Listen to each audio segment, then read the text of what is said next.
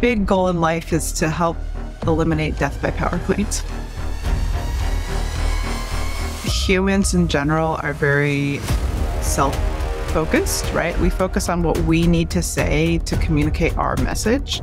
And we tend to not take a step back and think about what the audience needs to hear in order to understand our message.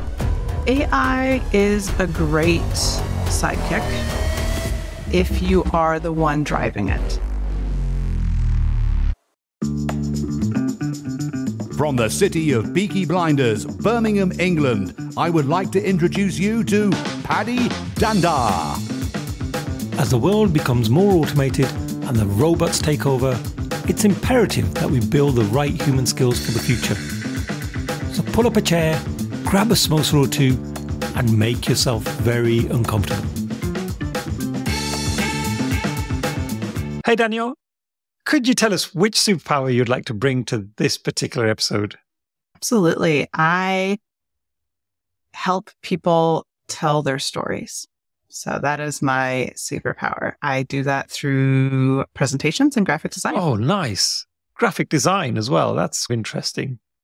And so just before we kicked off, I was mentioning I'm very big on visual thinking. So there's a link there. And so I'm super excited to find out more. But before we do, tell us who you are and what do you do? Yeah, I help people give presentations in whatever way that looks like they need. So whether that's through confidence, with having their content stick with their audience, with creating slides that kind of align their message visually to what the audience needs to see. And my big goal in life is to help eliminate death by PowerPoint. So no more like walls of text on slides, and instead like breaking each thing down into one idea at a time and visually showing that. And traditionally I was a graphic designer and I flipped a little bit and gone into this presentation realm. Oh, that's cool. So I think we're on a shared mission here because I often talk about death by PowerPoint. But what's quite interesting for me is to understand how and why you made that switch into this area, because you said you were more onto the graphic design area before. So what triggered that? A lot of really bad presentations. I was working for a research organization and I was working in the in-house group. So basically we would get all the work that the researchers, the people that worked for there would send us whatever they were working on, right? So whether that was like white papers, whether it was PowerPoints, social media ads, postcards, whatever it is. And inevitably when it became conference season, there was just so many presentations that were sent our way. And it was a day or two before the presentation typically. So you had very limited time to do anything with it. They were already set on it. They already were like, this is what I want. I just want you to make it look pretty. And that's not really the point of design, right? Like the point of design is to communicate. It's not to prettify something. Yes, like decoration is nice, but it's not designing, right? It's not about communication.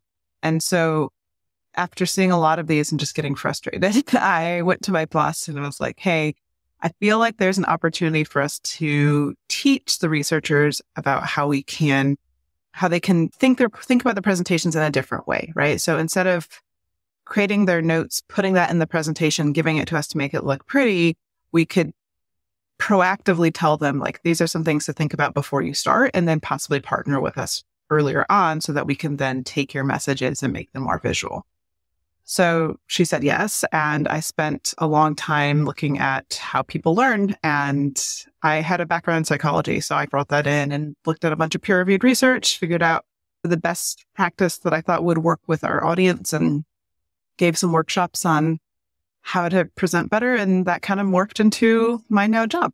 Oh, lovely. And I think just thinking about the audience that are listening to this podcast, I have a lot of technology professionals who are in my network, and in the tech field, we're forever giving presentations. There's literally a presentation for everything. So when you start a project, when you present progress, when you present some lessons learned, there's always a presentation in there somewhere. So I think it'll be great to delve into like some of your tips and tricks and any insights that you've got.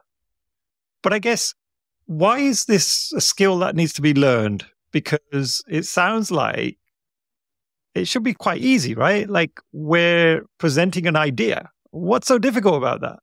I think because humans in general are very self-focused, right? We focus on what we need to say to communicate our message.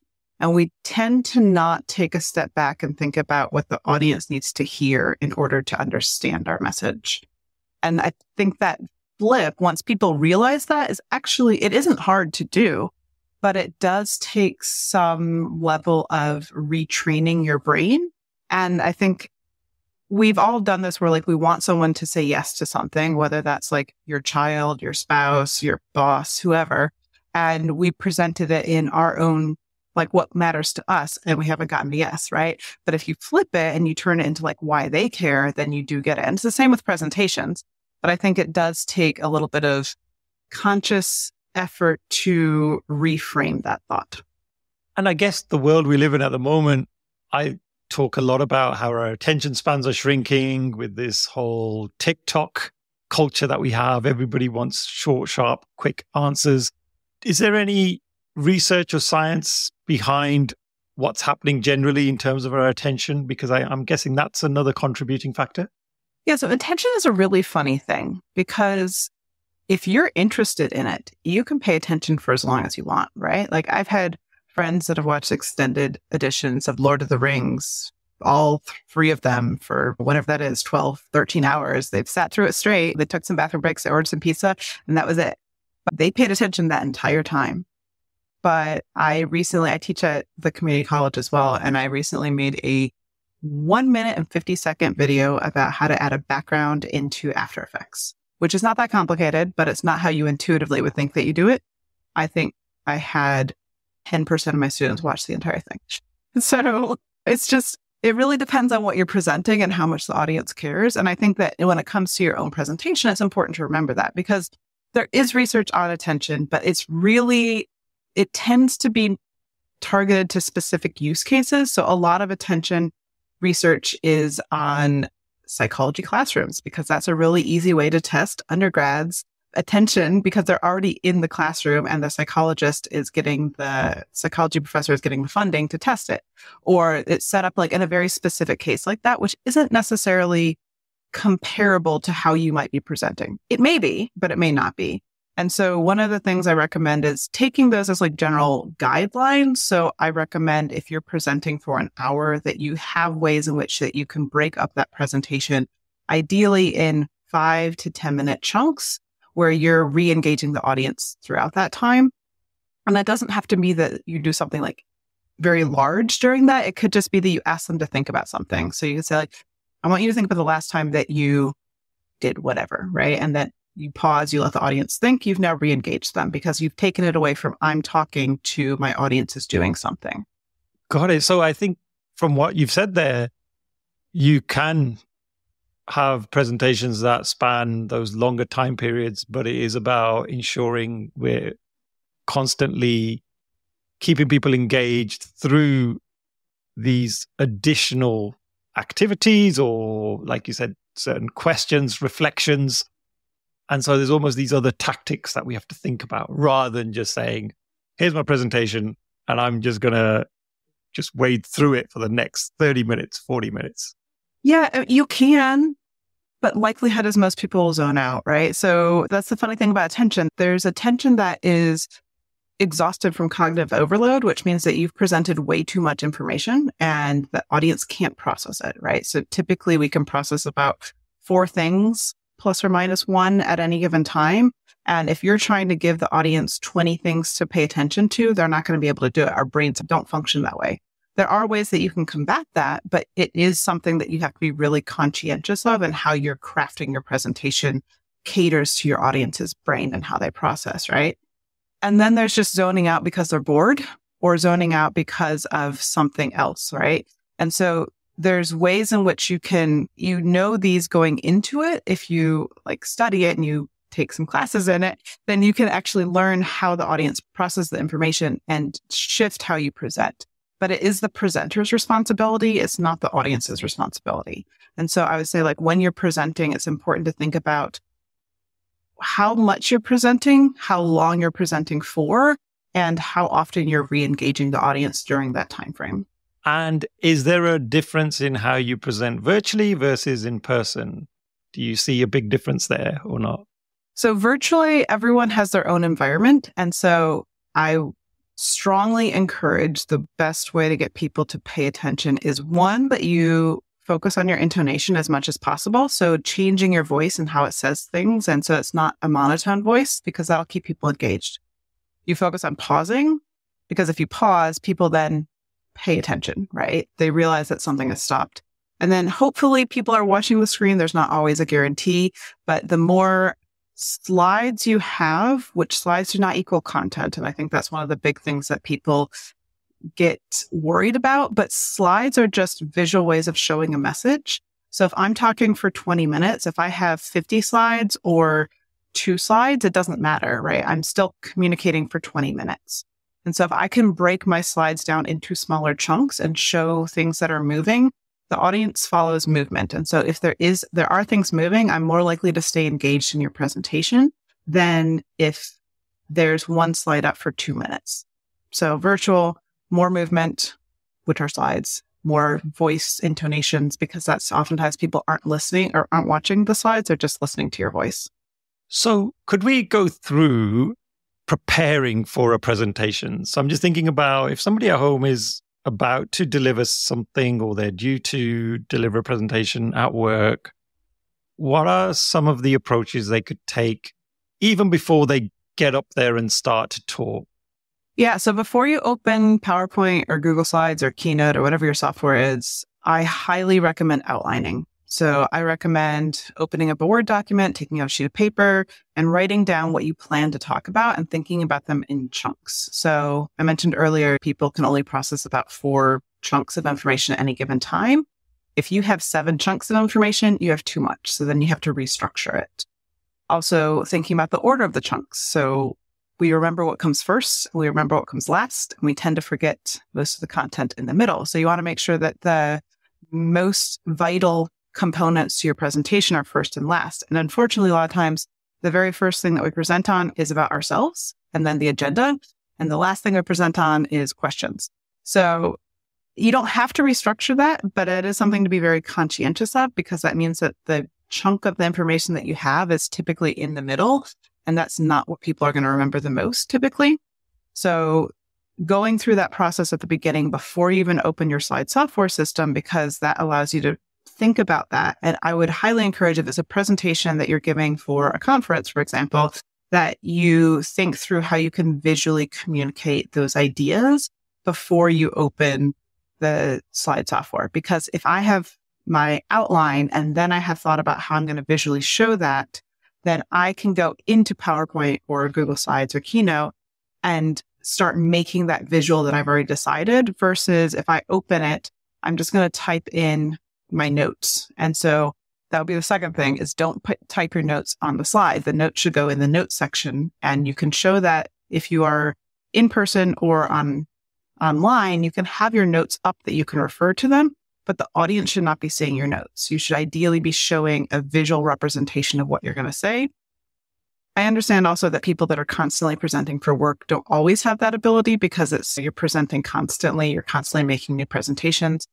But I would still question whether or not the audience needs to read your slides, or whether or not that's something that you can just talk to them about.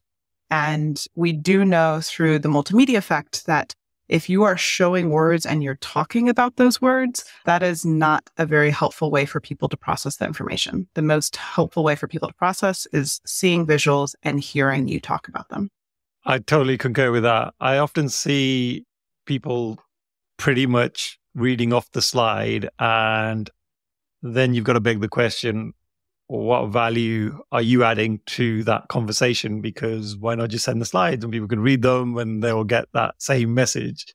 And so something I saw a while back was there was an article about Sundar Pichai, the Google CEO, and some presentation experts had analyzed one of his presentations, and they found that in his entire presentation, there were only 40 words in about 12 or 14 slides.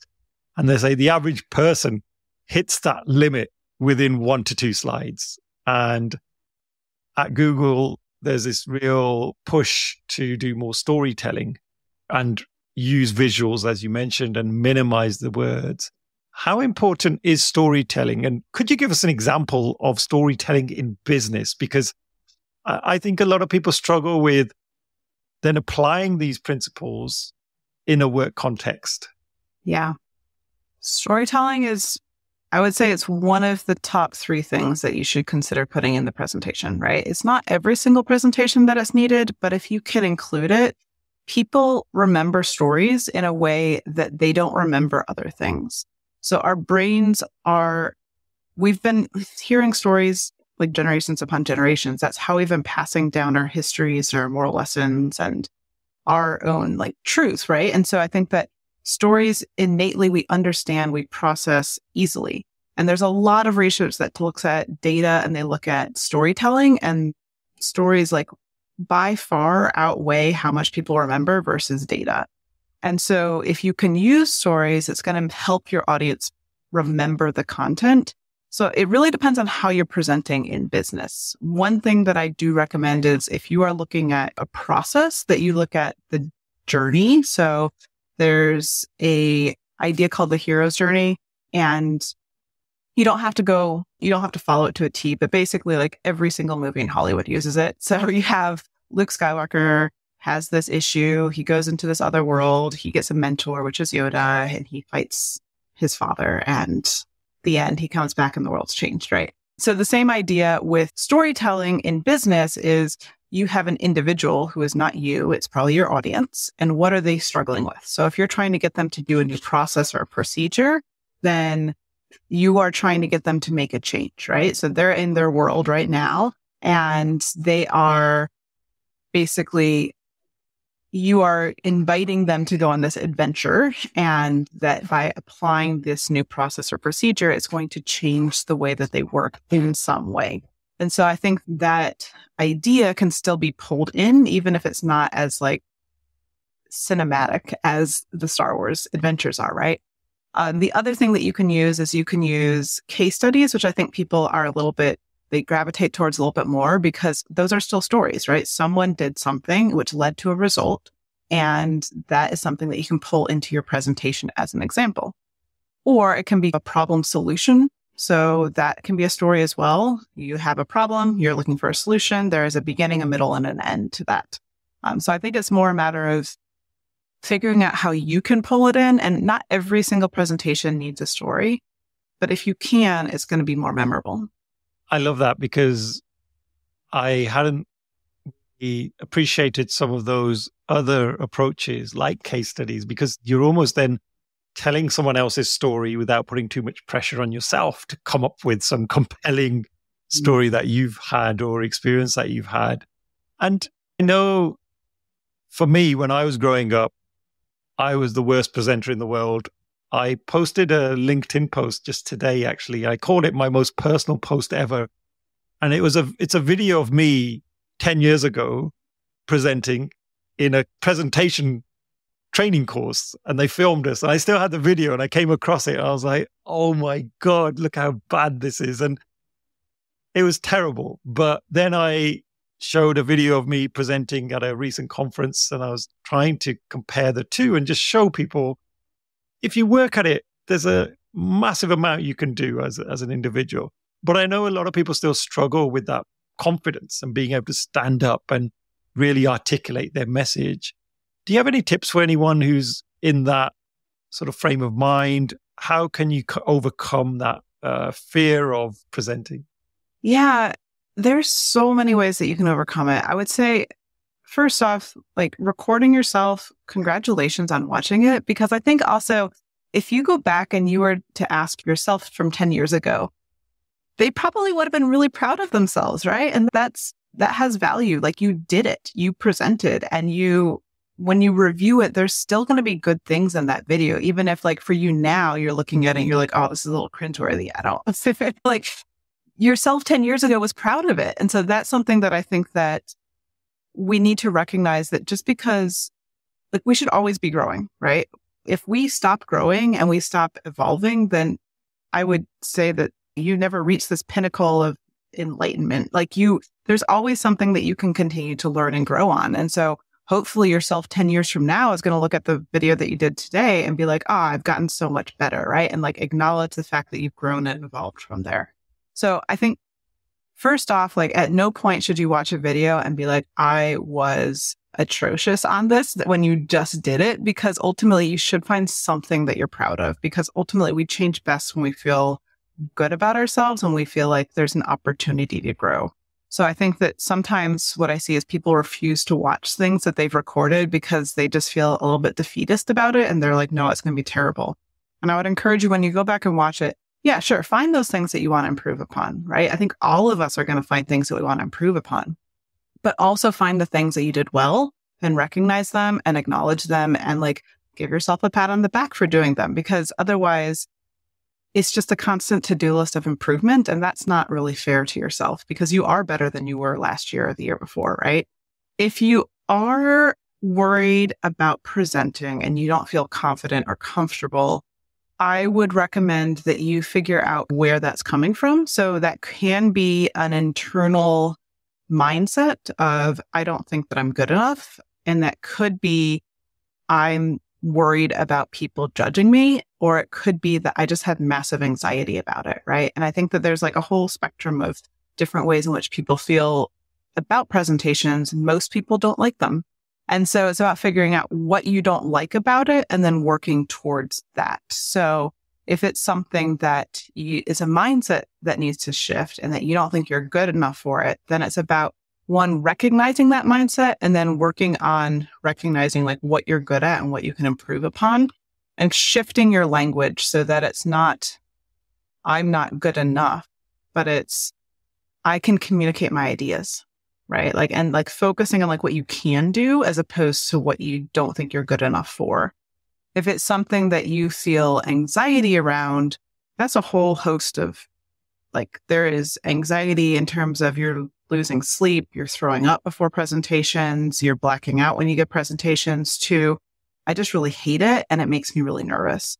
And so I'd say like, if you're on this end of the spectrum where you're throwing up and you're like, it's affecting you physically, find a therapist that can work with you, because there are ways that you can adjust it. And there's a lot of different techniques that they can use. If you're somewhere before that point, all the way down to like, I just get nervous, then it's about focusing on how your body responds to your flight, fight, or freeze response. So a lot of times when people get nervous, their breath starts going faster, their heart rate starts racing, they start sweating, they start flushing, like any of those things that you might notice, you start stammering a little bit. And that's just your body trying to get blood into your fingers, get your heart rate racing so you can run away. It's preparing you to survive, right? Well, we don't need that in a presentation. So it's about calming down your amygdala. So it's about working on like breath exercises. It's about using that adrenaline in some other way. So you like go for a walk ahead of time. Maybe some people really like squeezing their hands and releasing, or squeezing your toes and releasing them. So there's a whole host of things that you can do, but it's about first figuring out like where the problem comes from and then addressing it at the point in which it works for you. For me, one of the big challenges I had was the filler words. I would always go, Every other word had, and even in that video, it's so cringy because I'm listening to myself going, why did you not hear this? But it's only when you watch yourself back that you can pick these things up, right? These filler words. Yeah. And I remember I had a colleague, Sonia, who used to be in my team, and she used to come on conference calls. And I could overhear her because she used to literally sit a couple of seats away. And her filler word was okay. So every third word would be okay. And it got so annoying. But she didn't realize she was doing it. And this one day I made a tally of how many times she said this word.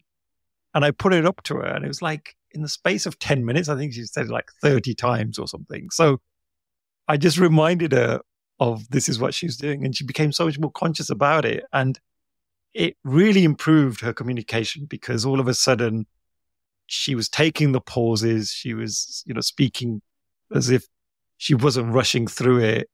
Have you got any advice for anyone who has that type of problem where they have these filler words or they're stuttering a little bit as they're going along? Yeah. So one, I would say filler words are only a problem when it becomes constant. Like you said, like if it's every other word, every third word, then that's an issue. Like it's actually impeding people's comprehension because they're focusing on the filler words like you were doing with the tally. But if it's something that you're saying every other sentence, I wouldn't worry too much about it, right? It's something that you can always improve upon, but I would say like be aware of where you are in that process and where you fall. And filler words tend to be something that people fixate on that I think sometimes are real concerns and sometimes aren't. So that said, I would say record yourself, watch yourself, and see how much of a concern you think it is. If you want to adjust filler words, it's all about, as you mentioned, being aware of them and pausing. So if you can focus on pausing in between ideas. So ideally, you want to definitely focus on pausing in between sentences because that is typically when we stop talking and we start thinking. And if our mouth is still open and we're still producing sound, it's going to turn into, one of those things. But if you can force yourself to stop talking at the end of an idea, it gives your brain time to think of what you want to say next, and you're not vocalizing that thought. That's all filler words are, right? It's your words, it's your sound is continuing to produce when your brain is processing. And so you are just filling in the silence with the sound. So how do you do that? Well, there's lots of ways. If you're practicing, one of the most helpful ways, I think, is to practice walking as you're talking. So what that means is I'm going to walk this way and I'm going to walk as I'm talking and saying what I want to talk about. And I get to the end of a sentence and then I'm going to turn around. And then as I turn around, I'm not going to say anything. And then I'm going to walk as I'm talking. And then I get to the end of an idea, stop talking, turn around, walk back. Anyways, the more you do that, the more you start to realize, one, how long your sentences and ideas are. And two, you start building in those pauses naturally. And there is some evidence about how like movement and thoughts work together really nicely. And so that is something that you could apply. There is also just forcing yourself to stop talking in between ideas. So whether that's you count to 2 in your head, whether it's you breathe out after you finish an idea. So I talk, breathe out, and then you breathe in, and that forces you to do it. Or you practice looking at different things as you're talking. And as you're talking, you finish one full idea, you stop, you look at something else, you finish one full idea, you stop, you look at something else. All of those can work, but it's more a matter of like, how do you become aware of something that is ingrained and it is something that's subconscious? And so it's first just bringing attention to it. And I think recording yourself watching it first and foremost is really important. And then just becoming aware of it and trying to stop yourself from speaking after you finished a complete idea in all aspects of your life. Because the more that you do it in regular conversations, in conversations with your friends, your family, your coworkers, the more it's going to become more innate for you as a speaker when you are actually presenting in front of an audience. Because we do tend to revert back to things that we did before when we get nervous. And so the more that you do it, the more that you practice, the easier it's going to be. Oh, great advice. And you mentioned your background is as a graphic designer. So you have some visual talent in terms of how you put together your slides. Could you give us some tips on that?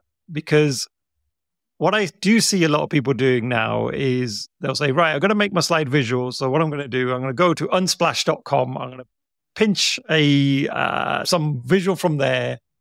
And all of a sudden, they've got all these photos in their presentation. But it just feels a little bit forced to me sometimes. And so I'd love to hear your perspective on what can you do to make your presentation more visual and any resources that you could recommend for people. Yeah. So there is a book called Back of the Napkin by Dan Ruan. I think that if you have never done anything that's verbal communication or written communication and turned it visual, he has some great ideas in terms of how to walk you through that process.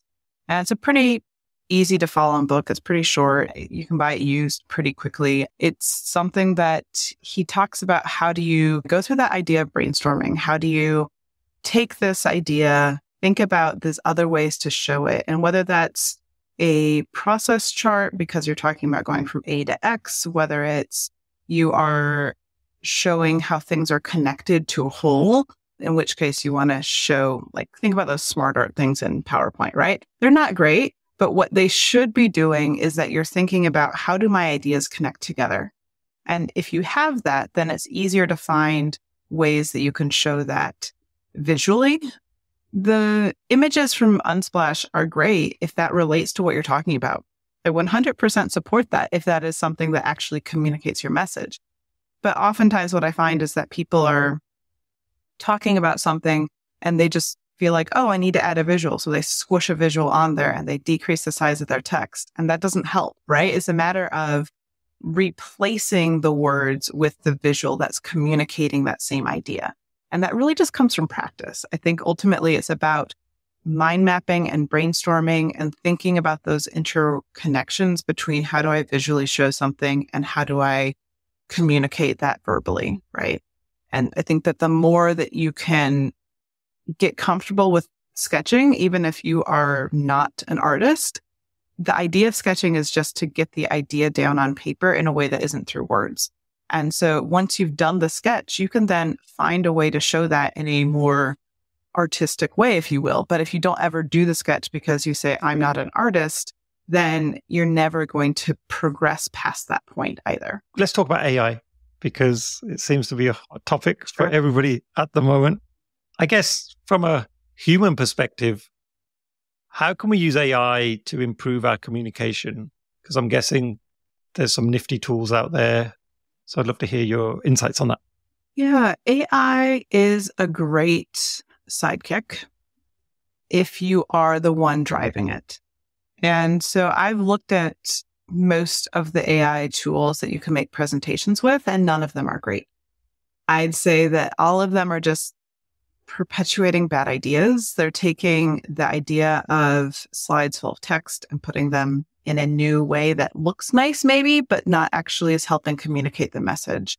And especially if you type in, hey, I want to do a presentation on, I don't know, the user journey, and it populates a whole bunch of text on slides about that, and that's all you've told it, then you're not really telling it about who your audience is, what they need to know, what the relevance of this is. Like, why are you giving the presentation in the first place? Maybe if you were in school and this is a school project and you just have to like produce something for the class, that would make sense. But otherwise, you should be knowing what the purpose of the presentation is, other than why, because otherwise, why are you giving the presentation?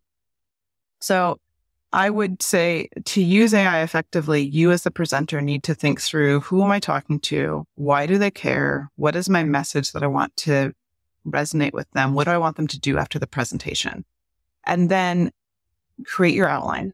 Don't use AI at all until you've done that. Once you've created the outline, AI is a great brainstorming tool to say, I'm communicating this message. How do I do that in a way that is visual? Or how do I do that in a way that uses analogies? Or and sometimes they struggle with that. So you then have to break it down. So if you're talking about something that is the interconnectedness, then you say like, what are some examples of interconnectedness? And it'll populate a whole bunch of them, but you have to do that step of, I'm talking about X, and this more or less relates to this general idea. And then AI can help you come up with another way. And if you do that and you're using an analogy, then you can absolutely then go to Unsplash and say like, I need a picture of a bunch of wires or whatever it is that you end up using as your analogy. But then it makes sense as to why you're using that picture, as opposed to, I'm just going to pick something and put it on there so that it looks pretty. Going back to the original thing that we talked about, that's not effective. That doesn't help. And so I think that AI can be a useful tool if you are in the driver's seat and that you're using it to help bring in ideas that you struggle with. And so I would not use it to create your whole presentation, because ultimately it's creating a presentation from just whatever it's gleaned on the internet, and it's creating it based off of our worst practices of presenting. And it's not going to help your audience process what you're saying, and it's not going to help you communicate whatever your idea is. And as we're fast approaching time, I'd love to ask you my favorite question of all, which is, if I could give you any superpower to eliminate something in the world of work, what would that be? And I know you said right at the start you would love to eliminate death by PowerPoint, but is there something else as well? Silos. I think silos allow us to work and live in vacuums, which means that we're, one, not understanding our neighbors, and two, stifling creativity.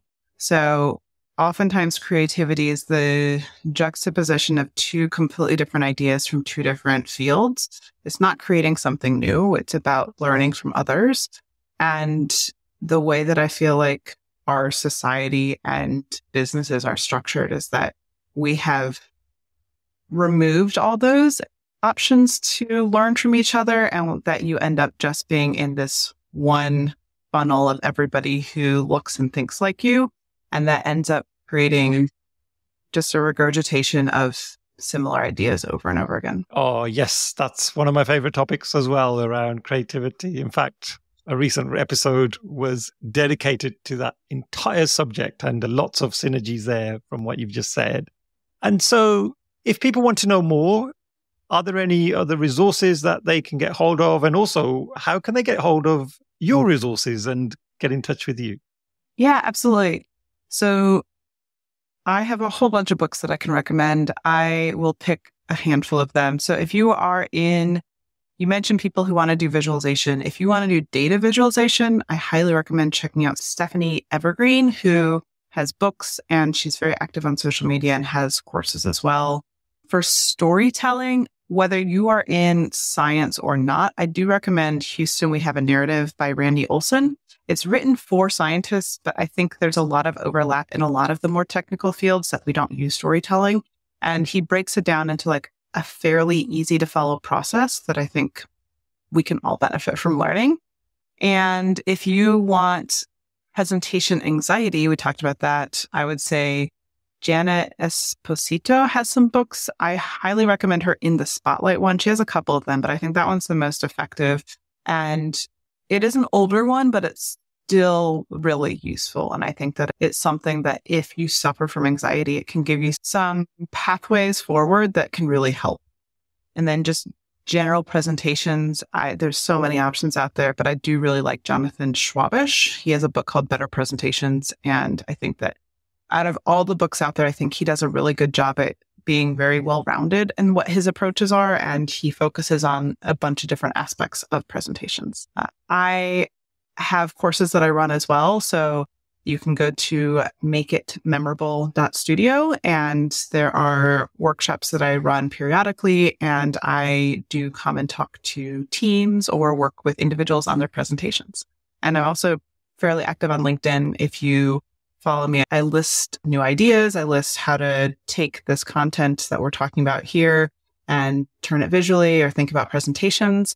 And I do have an email list that you can find on makeitmemorable.studio as well, where you can find out more information from my newsletter. Oh, fantastic. And we'll include some of those links in the show notes as well. So people, if you're driving, don't stop driving. We're going to give you those links. So when you park up, you can click on those. So thank you so much. Danielle, it's been a pleasure. I really enjoyed this conversation.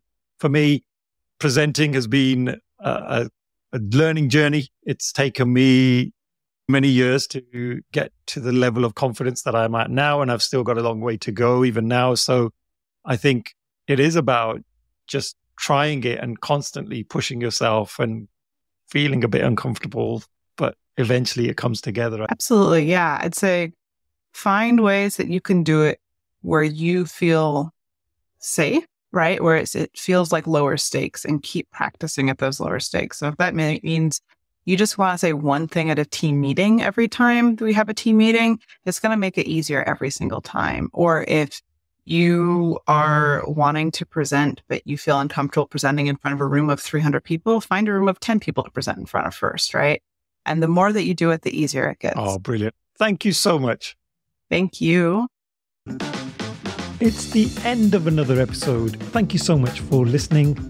Please do connect with me via LinkedIn and drop me a message and let me know your favorite takeaways from the episode. Also, don't forget to subscribe to the Superpower School newsletter so that you can be notified of all future episodes. Simply visit the website www.superpowerschool.com superpowers.school. Thank you once again.